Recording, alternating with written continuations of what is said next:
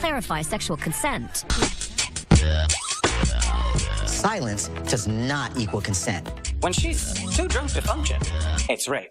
There are even new apps designed to record partners' consent. Yes. Add drinking to the mix and it complicates things even more. Alcohol or drugs are involved in as much as 80% of sex assault cases. He had purchased strawberries for me to drink. Molly Morris says she quickly became too out of it to give consent. She was a student at the University of Tennessee, Chattanooga, hanging out at a party with a classmate, Corey Mock, when she suddenly felt sick. I was throwing up and feeling really dizzy, could not feel my arms or legs. Next thing she knew, she blacked out. The next morning I woke up and I was completely naked in the sheets at the base of the bed. He was at the top of the bed. I basically sat up and had just completely disorientation.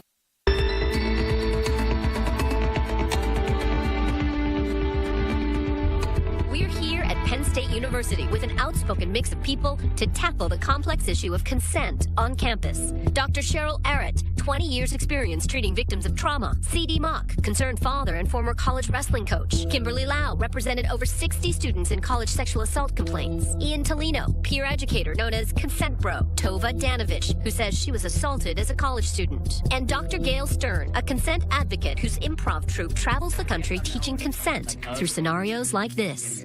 According to our sources, you are accused of raping a fellow student who we'll call Amy. I'll fully admit I had sex with this girl, but I did not rape her. These actor-educators perform skits like this hundreds of times a year. Amy alleges that she was raped in your room at a party.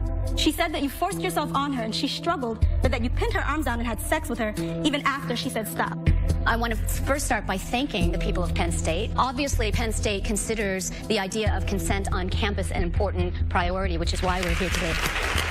Let's start with this idea that it's easy as a concept to bring up consent, but in reality, that's a very difficult bar. It's not clear to anyone how many yeses is enough and how many actions are enough to constitute consent. The fact that we come at it from this perspective where it is yes or no makes it very difficult, I think, on both sides. It's so confusing, you know, and I would speak more as a coach now, just in talking with my guys. They're thoroughly confused, but these are not rapists. You know, the girl consents to kissing. So do I stop kissing 5 seconds later and say, okay, can I kiss your neck? It's just very, very confusing. I know that it can seem very confusing, but I think a lot of the time we have this idea that male sexuality is like a freight train. It just doesn't stop. If you were at a girl's house and something were going on and her dad walked in, would the guy go, sorry, I'm a freight train, can't, or would he be like across the room pulling his clothes on? Consent really does need to be gotten at every single step. If the incentive is strong enough, people can stop.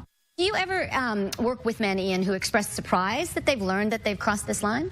Well, yeah, they may not realize what they've done is rape, even though it's still rape. I don't think they fully grasp the idea of consent, which is so gray, as we've talked about. Consent is exactly what Catharsis Productions aims to do via these improv scenarios where a young man has been accused of rape. We were having a blast, like laughing, talking. She was hanging all over me. And my buddy Jeff, he made the usual, like the panty dropper punch, which she was just like plowing through. It was really loud with the music and all the people. She's the one who suggested we go somewhere where she could hear me better. And I walked her up to my room. And she kind of smiles but stumbles in and grabs me for balance. I pull her up. And she starts kissing me. Next thing I know, we were having sex. That's pretty much what happened. Okay, great.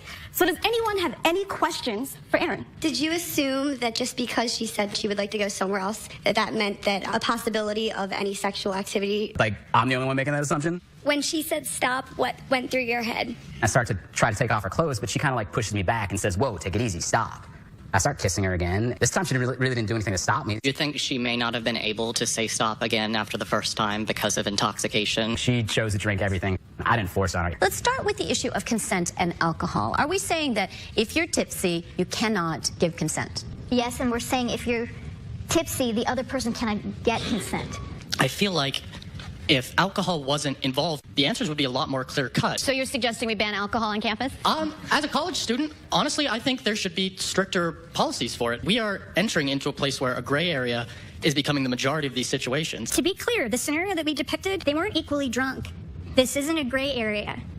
He used it in an instrumental, predatory way. About 90% of my cases involved the use of alcohol by one or both parties. Maybe you don't have sex with somebody if you know they've been drinking even one drink. As a personal rule, yes. During their freshman year of college, an alarming 15% of women were raped while incapacitated from alcohol or drugs, according to a recent survey. I know I'm going to get mauled for this. I'm a father of a daughter also.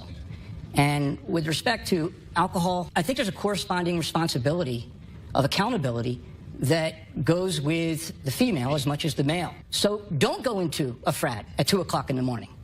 Don't go into a place alone where there's a bunch of guys drinking and play drinking games. To me, as a dad, those are common sense things that I think get lost in this discussion because we're afraid that we're being sexist.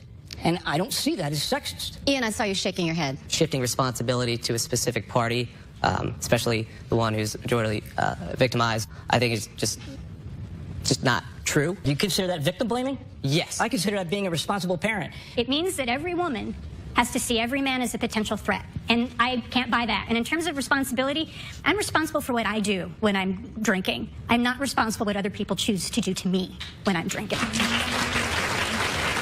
If she didn't want to have sex with me, she could have punched me or kicked, at least screamed. She just sort of laid there. I want to get at another issue that's raised in the scenario, which is she didn't fight back. She would have screamed or said something. Many, many women go into freeze mode during a rape.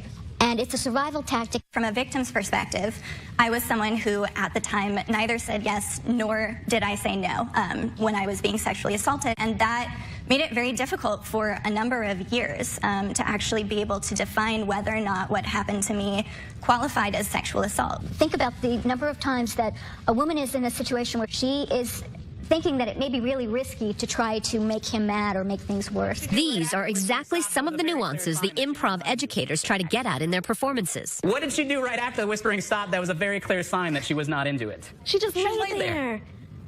I don't know about all you guys, but if I'm having sex with someone and they just stop moving, I check in with them. That's just basic customer service. A recent study shows that men and women tend to view these cues differently. Most men read body language for consent, but very few women give consent that way. So can consent be nonverbal? Yeah, we all know that, but we all have different body languages. So really, what's the easiest, clearest way to get consent? It's to make it verbal, it's to ask for it. When somebody kisses someone, what is that consent for? Consent for kissing, right? I was wondering what you guys think about these consent apps that have been made, because I think they're creepy. Aren't they? So creepy. Yeah. And not effective at all. Yeah, well, and that's the thing, is that those things are absolutely null and void, because if I